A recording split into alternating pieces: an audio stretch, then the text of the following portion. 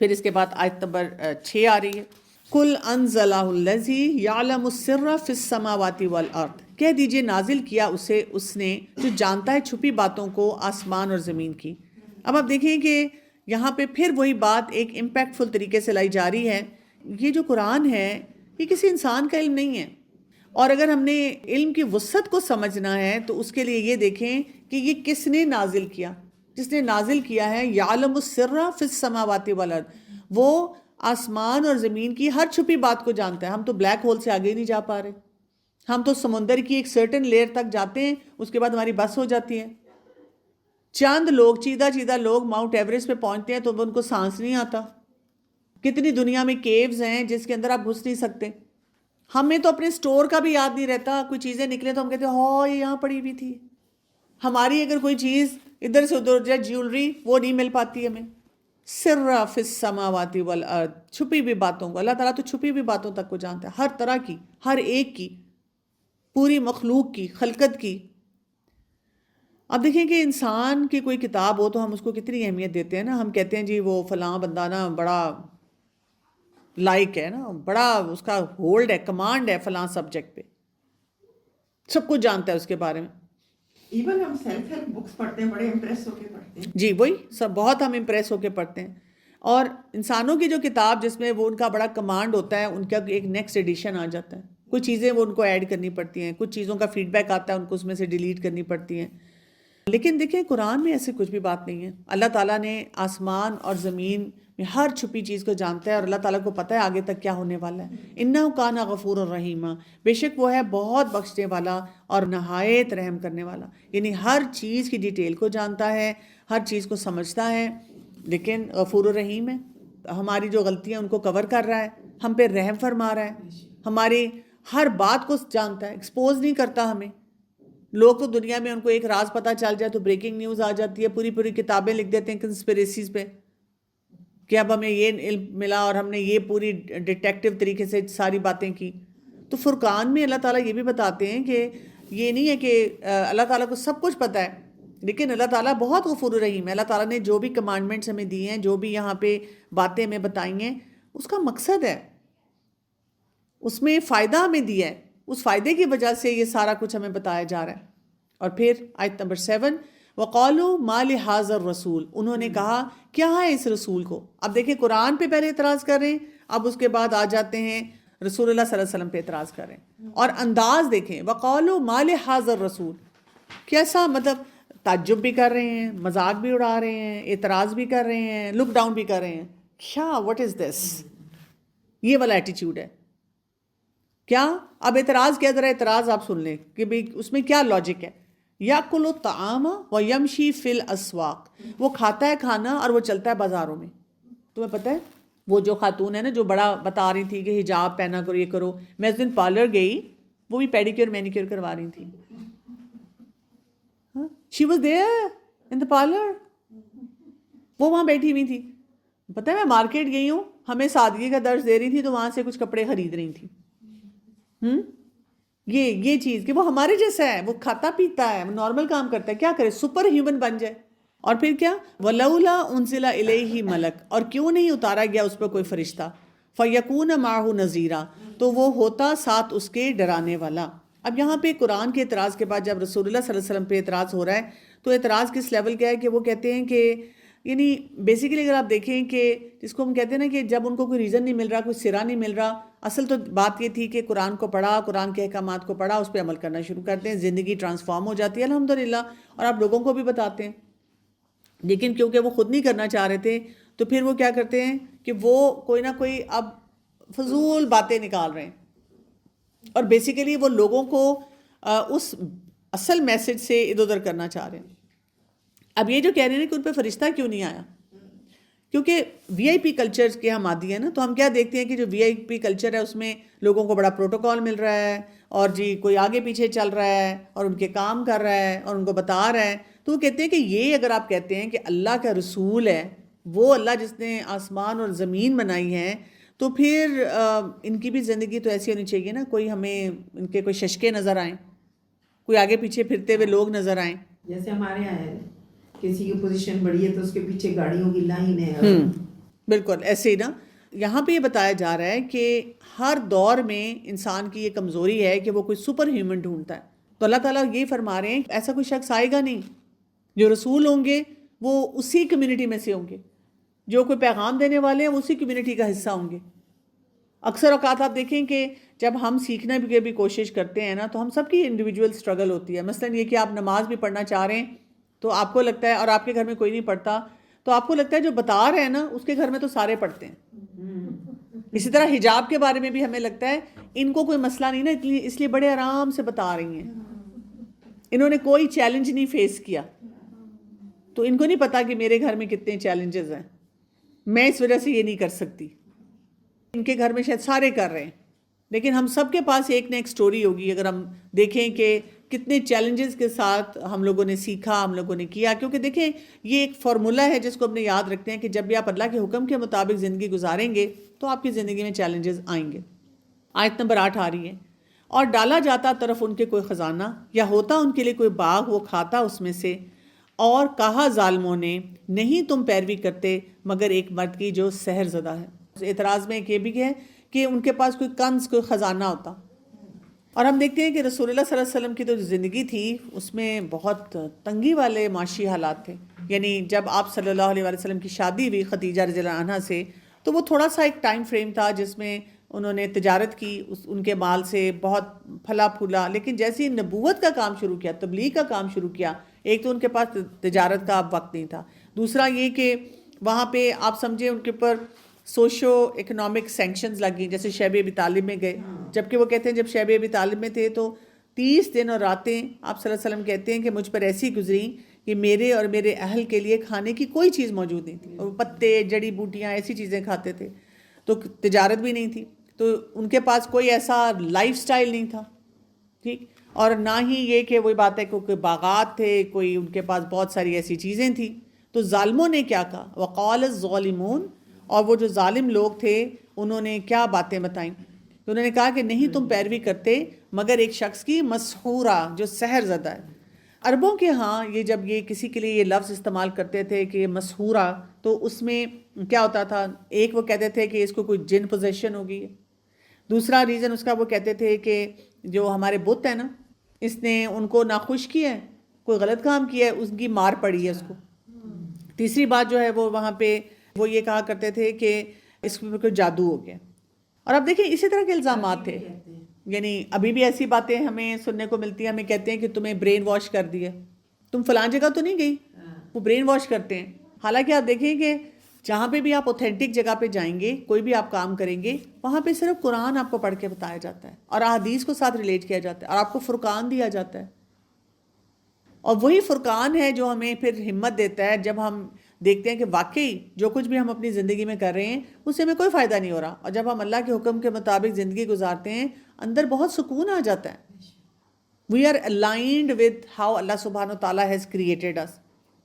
تو یہ بات ہے کہ اس طرح کی باتیں وہ گھڑ گھڑ کے کیا کر رہے ہیں، لوگوں کو متنفر کر رہے ہیں. تو اس طرح کے ایٹیٹیوڈ سے نا اپنے آپ کو بچانے کی بہت زیادہ ضرورت ہے. اور یہ بھی یاد رکھنا ہے کہ جب بھی آپ اللہ کے حکم پر عمل کریں گے، آپ کے ارد گرد کے لوگ اس طرح کی باتیں کریں گے.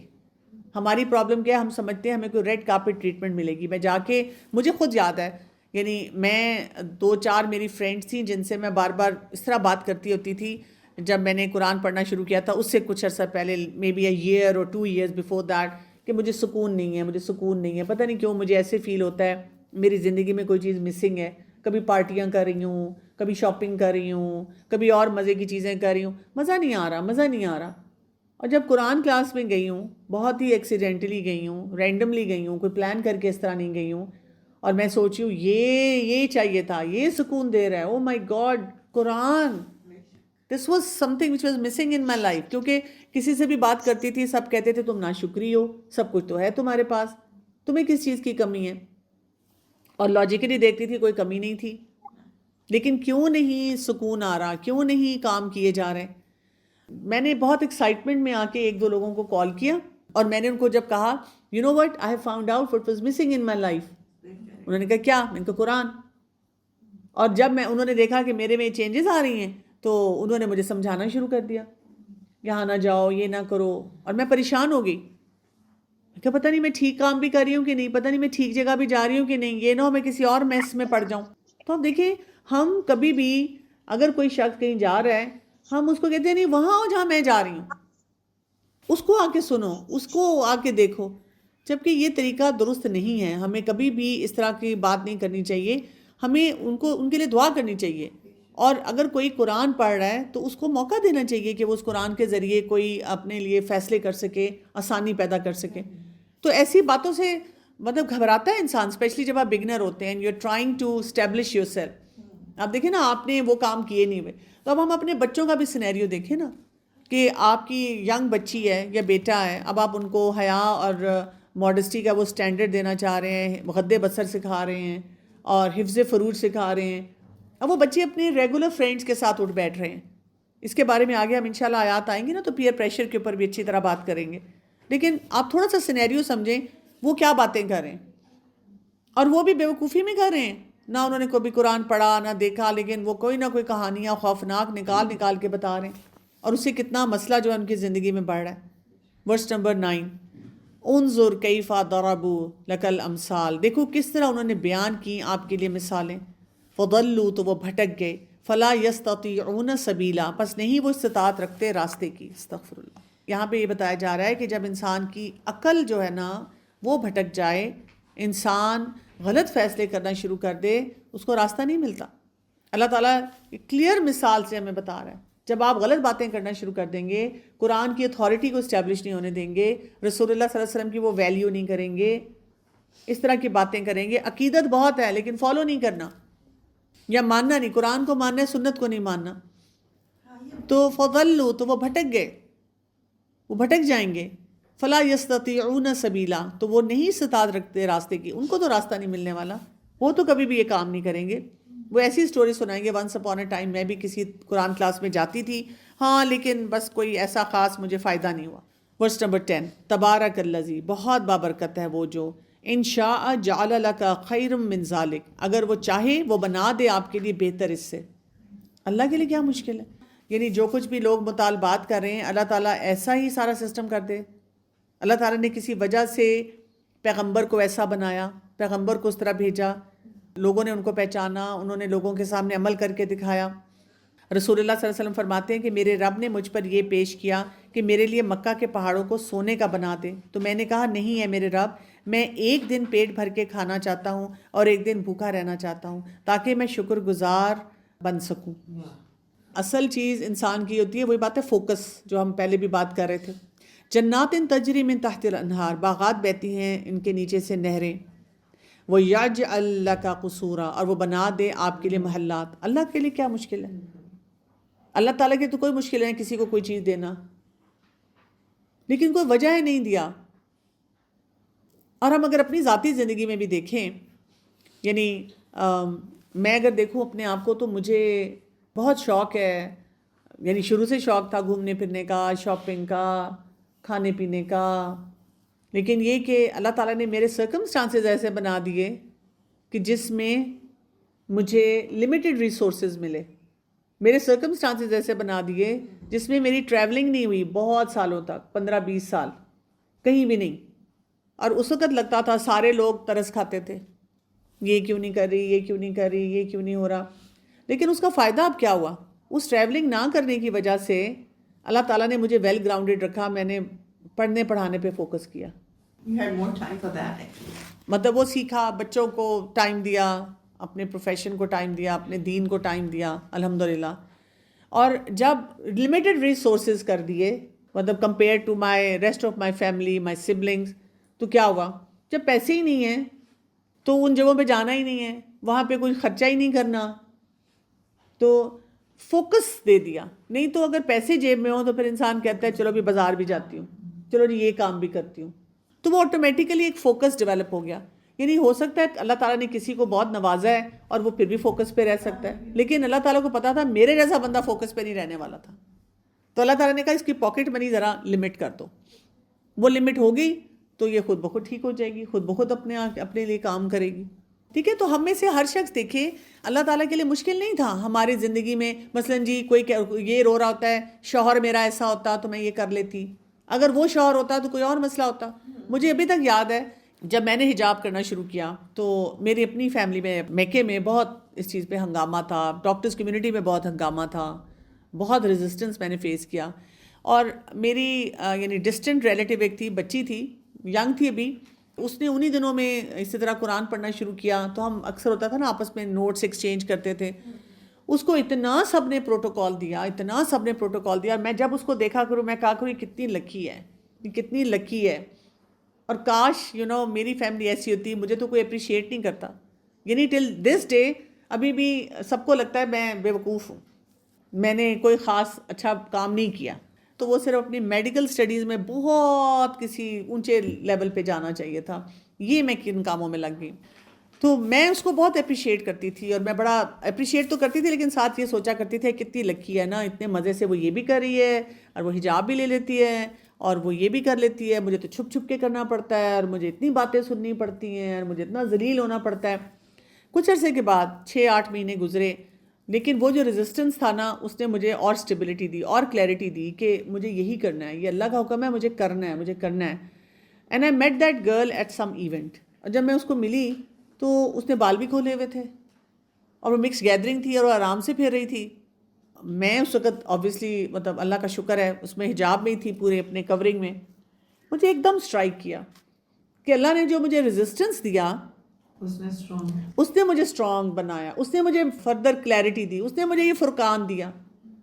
لیکن نا آپ یہ پوری بات یہ جو ابھی آیات آ رہی ہیں آپ دیکھیں کہ قرآن آیا ہے، رسول اللہ صلی اللہ علیہ وسلم احکامات اس کے مطابق بتا رہے ہیں، اور لوگ ریزسٹ لوگ باتوں پہ باتیں لے کر آ رہے ہیں، باتوں پہ. اس کی وجہ سے جو صحابہ اکرام و صحابیات ہیں وہ اور مضبوط ہو رہے ہیں اور کلیئر ہو رہے ہیں اور زیادہ وہ اچھی طرح اس کو پریکٹس کر رہے ہیں. اگر کوئی بھی بات نہ ہوتی تو پتہ نہیں پھر کیا ہوتا، پھر لوگ شاید اس طرح نہ دیکھتے.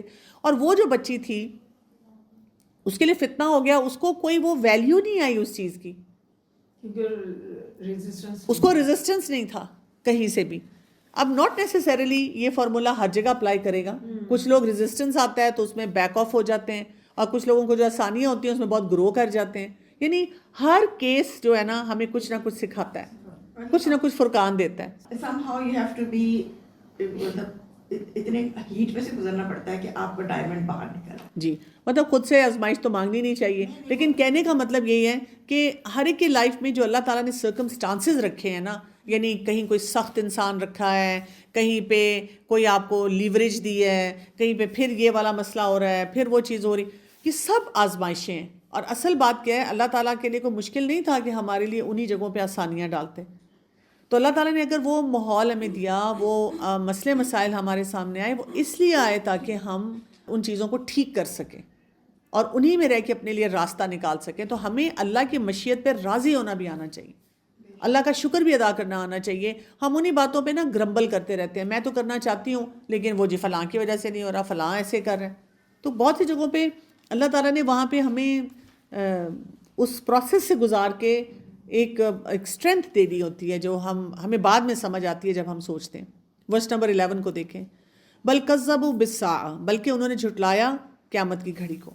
اصل بات کیا ہے، جب انسان کا عقیدہ آخرت جو ہوتا ہے نا وہ کمزور ہوتا ہے نا، کہ پھر وہ اس طرح دنیا کی لذتوں کے پیچھے زیادہ بھاگ رہا ہوتا ہے. اس کو لگتا ہے کہ یہ بھی مل جائے، یہ بھی مزہ آ جائے، یہ چیز بھی ہم کر لیں، وہ ہم انہی چیزوں کے پیچھے چل رہے ہوتے ہیں. وَآتَدْنَا لمن کذب بالساعۃ، اور تیار کر رکھی ہے ہم نے اس کے لیے جو جھٹلائے اس گھڑی کو، قیامت کی، سعیرا، بھڑکتی ہوئی آگ. اگر انسان اپنے آگے فیوچر کو دیکھ لے تھوڑا سا تو بہت سے معاملات درست ہو جائیں. مسئلہ یہ کہ ہم بہت شارٹ سائٹڈ ہیں، ہم کہتے ہیں ابھی کر لو بعد میں دیکھا جائے گا. کچھ لوگ یہ تک کہتے ہیں جب انہوں نے اپنے آپ کو ایکسیپٹنس کے لیول پہ لے لیا ہے کہ میں تو ہوئی فیلئر، وہ کہتے ہیں کہ مطلب وہاں تو مجھے امید ہی نہیں کہ میں نے کبھی جنت میں جانا ہے، مجھے نہیں لگتا کہ میرے کوئی اعمال اس قابل ہیں، تو چلو یہاں تو مزے کر لوں، اس دنیا کو جہنم بنانے کی کیا ضرورت ہے، یہاں مزے کر لو وہاں تو دیکھا جائے گا. یا وہ اللہ کی رحمت پہ تکیے لگاتے ہیں جہاں پہ اللہ تعالیٰ نے یہ بات کی ہے کہ اللہ کی رحمت یہ ہے کہ تم کور کرو نہیں تو تم جلو گے آگ میں. اور یہ کیوں رحمت ہے؟ تاکہ سوسائٹی کو وہ جو زنا ہو رہا ہے اور وہ اس طرح کے جو بہت سے مسئلے جنہوں نے ہر گھر میں بگاڑ ڈالا ہوا ہے اس سے بچایا جا سکے. یہ اللہ کی رحمت ہے اس میں. کہ ایک مرد اور عورت اپنے دائرہ کار کو سمجھیں کہ ہم نے کیسے اس میں رہنا ہے. Verse number 12. جب وہ دیکھیں گے انہیں جگہ سے دور کی، وہ سنیں گے اس کی تغیظم و زفیرا، سخت غصے کی آواز اور چیخنا چلانا. اب ان آیات میں ہم دیکھ رہے ہیں کہ جہنم کی جو سختی ہے، شدت ہے، اس کو بتایا جا رہا ہے. کیوں بتایا جا رہا ہے؟ دنیا میں نا ہمیں اللہ تعالیٰ کے احکامات سخت لگتے ہیں، تو اگر ہم جہنم کو دیکھ لیں، وہاں کی سختی کا سوچ لیں اور اس کو مائنڈ میں رکھیں، تو پھر دنیا کے مسئلے میں بڑے نہیں لگیں گے. آپ دیکھیں نا، دنیا میں ہم اپنے بچوں کو ہاسٹل بھیج دیتے ہیں، بڑا سخت ٹف روٹین ہوتی ہے. آپ دیکھیں اسپیشلی اگر آپ فورسز میں بھیجنا چاہتے ہیں، ان کی ٹریننگ کتنی ڈیفیکلٹ ہوتی ہے. ایون کئی باقی ادارے ہوتے ہیں، ان کی بھی ٹریننگ بڑی ڈیفیکلٹ ہوتی ہے. ہم بھیجتے ہیں کیوں؟ ہم نے وہ فیوچر پہ نظر رکھی تھی کہ کیا حاصل ہونے والا ہے. تو دنیا میں رہتے ہوئے اللہ کے دین کے مطابق زندگی گزارنا اور حیا اور ماڈسٹی کو پریکٹس کرنا، اس میں بھی ہمیں آخرت کو یاد رکھنا ہوگا. یہاں ہر ایک کو گرمی لگتی ہے سر کور کرنے سے، گرمی لگتی ہے اپنے آپ کو کور کرنے سے، سفوکیشن ہوتی ہے. It is so difficult. تم کر سکتی ہو، میں تو نہیں کر سکتی. تو سر مجھے گرمی ویسے ہی بہت لگتی ہے، تمہیں شاید نہیں لگتی. تو وہاں کی گرمی کا سوچنا بہت زیادہ ضروری ہے کہ وہاں کی بھڑکتی ہوئی آگ جو ہے وہ کیسی ہوگی، کس طرح کی ہوگی. اس کے بارے میں ہمیں کیا پتہ چلتا ہے؟ جیسے یہاں پہ دیکھیں تغیظ و ظفیرا، یہ کون سا وہ اس میں ہے سلسلہ جس کو سمجھنا ہے. ظفیر ہے ہوتا ہے جو سانس باہر نکلنے کی آواز ہے، اس کو کہا جاتا ہے. جیسے بھوکا شیر جو ہوتا ہے وہ جب دھاڑتا ہے وہ والی آواز ہے. تو آگ کا وہ نقشہ جو بنایا جا رہا ہے اس کو سمجھیں کہ جہنم جو ہے وہ بھڑک رہی ہے، اس کے شعلے ہیں، اس کی آواز ہے. آتا ہے نا جہنم مرصادہ، ہاتھ لگا کے بیٹھی ہوئی ہے، پورا اس کا فوکس ہے اس پہ. تو اب دیکھیں کہ اتنا ان کا جرم اتنا بڑا ہے کہ ان کو کوئی اور راستہ نہیں دیا جائے گا. اور اب ایک تو یہ کہ آگ ہو، اس میں شعلے اتنے زیادہ ہوں، انجام خطرناک ہے. اللہ تعالیٰ ڈرا اس لیے رہے ہیں کہ پکچر کرو، سارا منظر پکچر کرو، سوچو اس کے بارے میں. سنیں گے کتنا خوفناک منظر ہوتا ہے نا. ایک دیکھنا ہوتا ہے، ایک سننا. آپ کو آواز آ رہی ہے اور آواز سے ہی آپ جو ہیں خوف زدہ ہو گئے. آیت نمبر 13. وَإِذَا أُلْقُوا، اور جب وہ ڈالے جائیں گے، منہا، اس میں، کسی جگہ پر، تنگ، ضیقاً. اب آپ دیکھیں آگ ہے اور گرمی ہے اور تنگ جگہ ہے. ضیقاً، جکڑے ہوئے، مقرنین، زنجیروں میں، چینڈ ہیں، ہاتھ پاؤں بھی چینڈ ہیں، نہ چل سکتے ہیں نہ اپنے آپ کو بچانے کے لیے کوئی موومنٹ کر سکتے ہیں. وہ پکاریں گے اس جگہ ہلاکت کو. ان کے لیے اتنا مشکل یہ کام ہو جائے گا، ان کو سمجھ نہیں آئے گی کہ ہم کریں کیا. یہ جو ہے نا مقرنین، یہ ہوتا ہے کرن، ہوتا ہے وہ رسی جس سے اونٹ کو باندھا جائے. تو ایک فرنس کی طرح اندر اس کو ان کو کر دیا جائے گا. اور کام کیا تھا؟ کیوں؟ قرآن کو نہ ماننا، دین کے اوپر عمل نہ کرنا، رسول اللہ صلی اللہ علیہ وسلم کی مخالفت کرنا، ان کے مقابلے پہ کوئی بات لے کر آ جانا. اور لاجیکلی اگر آپ دیکھ لیں، آپ قرآن کے کسی حکم پہ عمل کر لیتے ہیں، آپ کی زندگی بہتر ہو رہی ہے، آپ کا نظام بہتر ہو رہا ہے. کون سا ایسا نقصان ہے جو اس سے ہوتا ہے؟ میں تو لوگوں کو چیلنج کرتی ہوں کہ آپ 1 مہینہ 2 مہینہ ٹوٹلی 100% قرآن کے مطابق زندگی گزار لیں، آپ کی زندگی ٹرانسفارم ہونا شروع ہو جائے گی. اور یہی آپ دیکھیں نا، لوگ جب کرتے ہیں، جب یہ ریورٹس ہوتے ہیں ان کی زندگیوں میں، ہمیں یہی تو نظر آتا ہے. Verse number 14.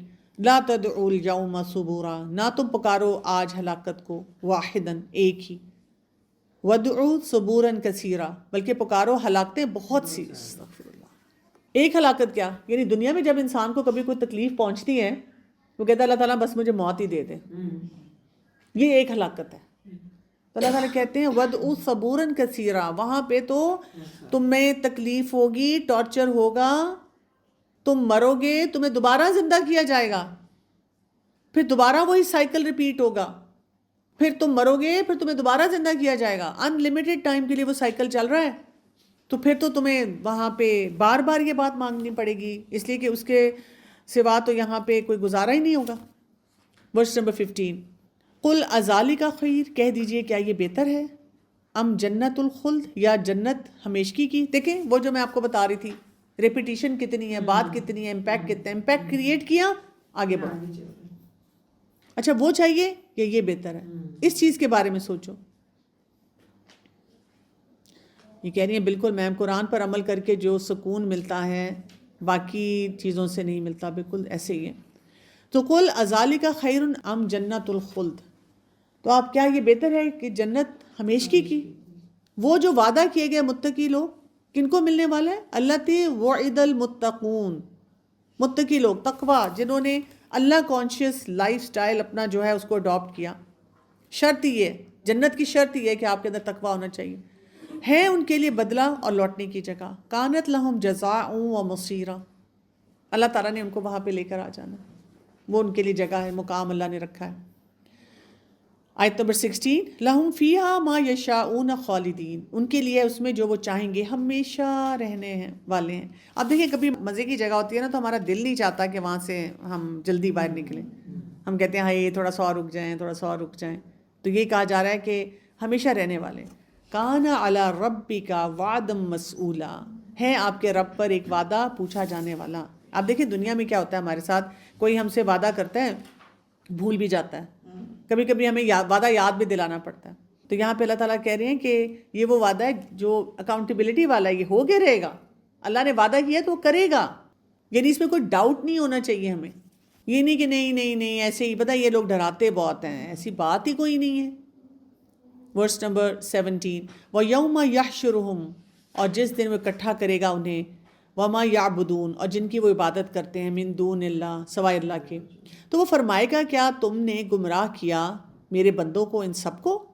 ام ہم ضلوا السبیل، یا وہ خود بھٹک گئے راستے سے. اب اکاؤنٹیبلٹی کا ٹائم آ جائے گا، یعنی لوگ کھڑے ہوں گے جن کی وہ باتیں سن رہے ہوں گے، جن کو معبود مان رہے ہوں گے، ان کو اکٹھا کیا جائے گا اور ان سے پوچھا جائے گا اضللتم، کیا گمراہ کیا تم نے؟ دلال، راستہ بھول جانا. دلال بیسیکلی ہوتا ہے کہ اگر آپ سینڈ پہ چل رہے ہیں نا، اور جب آپ سینڈ پہ چلتے جاتے ہیں تو وہ جو پاؤں کے نشان ہیں پیچھے سے مٹتے جاتے ہیں، تو کوئی ٹریک نہیں رہتا، ٹریس نہیں کر سکتے آپ. یہ ہوتا ہے کہ آپ you have no path, you don't know what to follow. تو جو شخص یہ نہیں جانتا کہ وہ کیا کر رہا ہے، کس طرح رہ رہا ہے، تو یہاں پہ کیا بتایا جا رہا ہے بیسیکلی کہ ان سے پوچھا جائے گا، ان کی بھی اکاؤنٹیبلٹی کی جائے گی. تم نے کہا تھا ان کو، تو وہ کیا کہیں گے؟ ورس نمبر 18 دیکھیں، قالوا سبحانک، وہ کہیں گے پاک ہے تو، نہیں تھا جائز ہمارے لیے کہ ہم بناتے تیرے سوا کوئی دوست، اور لیکن تو نے سامان زندگی دیا انہیں اور ان کے آباء و اجداد کو، حتیٰ نسوا ذکر، یہاں تک کہ وہ بھول گئے نصیحت کو، ذکر کو. وَقَانُوا قَوْمًا بُورًا، اور تھے وہ لوگ ہلاک ہونے والے. تو یہاں پہ وہ لوگ کیا کہیں گے؟ وہ کہیں گے نہیں ہم نے تو ایسا کوئی کام کیا ہی نہیں، ہم نے تو کچھ بھی نہیں کیا، ہم تو تیری پاکی اور بڑائی مانتے ہیں. وہ ڈس اون ہو جائیں گے ایک دوسرے سے. وہ کہتے ہیں اصل پرابلم ان کی پتہ ہے کیا ہوئی؟ وَلَكِن مَتَّعْتَهُمْ، متاع، اللہ تعالیٰ نے ان کو دے دی متاع. متاع کیا ہوتا ہے؟ سامان زندگی جو ہے. کیا دیا؟ عمر دے دی، لائف سٹائل دے دیا، رزق دے دیا، اولاد دے دی، خواہشات دے دی، ہر طرح کی نعمتیں دے دی. یہ انسان کی بہت بڑی کمزوری ہے کہ جب انسان کو دنیا ملتی ہے تو انسان سوچتا ہے اللہ مجھ سے راضی ہوگا نا، میری دعائیں قبول ہو رہی ہیں نا، مجھے سب کچھ مل رہا ہے. انسان یہ بھول جاتا ہے کہ اس کی وجہ سے اگر میری لائف میں کوئی چیلنجز آ رہے ہیں تو ان کا میں کیا کروں، اور ان کے آباء و اجداد کو بھی. اچھا یہ بہت بڑی امپورٹنٹ بات ہے. ایک ہوتا ہے کچھ لوگ کیا کرتے ہیں، ان کا مسئلہ کیا ہوتا ہے، وہ کہتے ہیں جی آئی ہیڈ لائف اسٹرگلز اور I am self made man, میں تو خود کیا سارا. اچھا یہاں پہ بات ہو رہی ہے کہ ان کو متا دیا جی جدی پشتی امیر. وہ کہتے ہیں ہمارے یہ بھی رشتہ دار، ہمارے تو خاندان میں نا یہ جائیدادیں ہیں، یہ جو ہے کیا محل ہے یا کوئی بھی ہمارا کیا کہتے ہیں گاؤں ہے، زمینیں ہیں، اینسیسٹرل ویلتھ ہے ہماری، وہ چلی آ رہی ہے. تو اللہ ان سے بھی راضی، ہم سے بھی راضی. وہ ایک لائف سٹائل کے عادی ہیں. حتیٰ نسوا الذکر، یہاں تک کہ وہ بھول گئے اللہ کا ذکر. ذکر کیا؟ یاد دہانی. قرآن بھول گئے، پیغمبر کیا لے کر آئے وہ بھول گئے. یہاں پہ جو کہا جا رہا ہے نا کہ وہ کیا تھے؟ بورا، یعنی وہ ہلاک اور برباد ہونے والے تھے. اس میں ہوتا ہے بیسیکلی آپ غیر محسوس طریقے سے جو اس راستے سے دور ہو جاتے ہیں نا، کیونکہ جب نسل در نسل آپ کو خوشیاں مل رہی ہیں، آسانیاں مل رہی ہیں، تو پھر انسان نا سوچنا چھوڑ دیتا ہے، اسٹرگل کرنا چھوڑ دیتا ہے، اور اس کو اپنی کوئی غلطی نظر نہیں آتی. جیسے آپ دیکھیں مطلب انسان کو سوچنا کیا چاہیے جب اللہ نے اتنی نعمتیں دی. مثلا آپ بیمار ہو تو کبھی ہم سوچتے ہیں کہ اچھا مجھ سے کیا گناہ ہوا، کیا غلطی ہوئی. ہم سوچتے ہیں نا کیا کھا لیا تھا. یوزلی لوگ پوچھتے بھی ہیں کیا کھایا تھا. لیکن یہ کہ دنیا میں رہتے ہوئے جب ہمیں اللہ تعالیٰ نعمتوں پہ نعمتیں دے رہا ہے اور ہم کبھی نہیں سوچتے کہ ہمیں اپنی زندگی کو کیسے گزارنا چاہیے. اور اس میں رسول اللہ صلی اللہ علیہ وسلم کے ٹائم میں بھی دیکھیں، جیسے ان کے چچا تھے ابو لہب، اس کو یہ تھا نا، یہ ان کو گھمنڈ تھا کہ جی ہمارے پاس سب کچھ ہے اور ہم اسی طرح سے سارے سسٹم کو لے کے چلیں گے. فقط پس تحقیق انہوں نے جھٹلایا تمہیں بوجہ اس کے کہ تم کہتے تھے تو نہیں تم استطاعت رکھتے پھیرنے کی اس عذاب کو، ولا نصرہ اور نہ ہی مدد کی. تو اللہ تعالیٰ کہتے ہیں کہ انہوں نے تو وہی بات ہے، اللہ کو مانا ہی نہیں اور جھٹلا دیا ساری بات کو. وَمَن يَظْلِم مِّنكُمْ، اور جو کوئی ظلم کرے گا تم میں سے. کس ظلم کی یہاں بات ہو رہی ہے؟ کفر کی، شرک کی، جو وہ دعوے کرتے ہیں. تو اللہ تعالیٰ کہتے ہیں جو کوئی ظلم کرے گا تم میں سے ہم چکھائیں گے اسے عذاب بہت بڑا، عذاباً کبیرا. جو بھی شرکیہ کام کرے گا تو اس کو بہت بڑا عذاب ملے گا.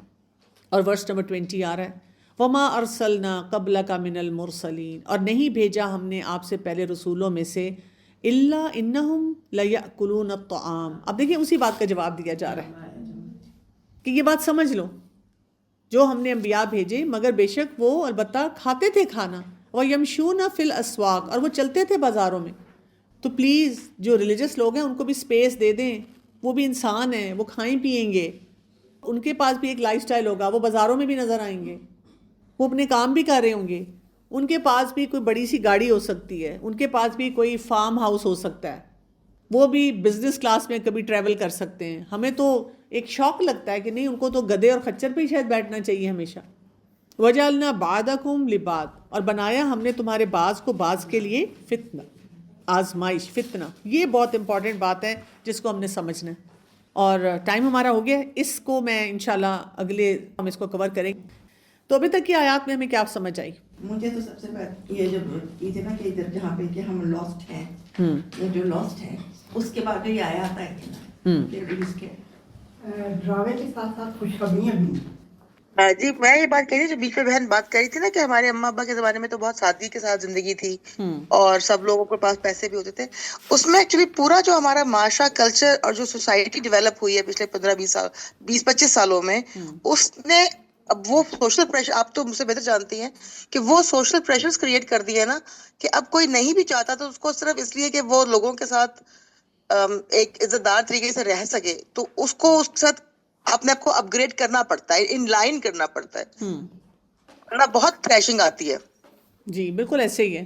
اور اسی لیے تو پھر دیکھیں فرقان ہے نا، قرآن ہمارے پاس ہے کہ جب ہم قرآن پڑھتے رہتے ہیں، ایسی گیدرنگ میں آتے رہتے ہیں تو ہم اپنے لیے اپنے آپ کو انرجائز کر کے جاتے ہیں اور ہمیں پتہ ہوتا ہے، کلیئرٹی پھر مل جاتی ہے.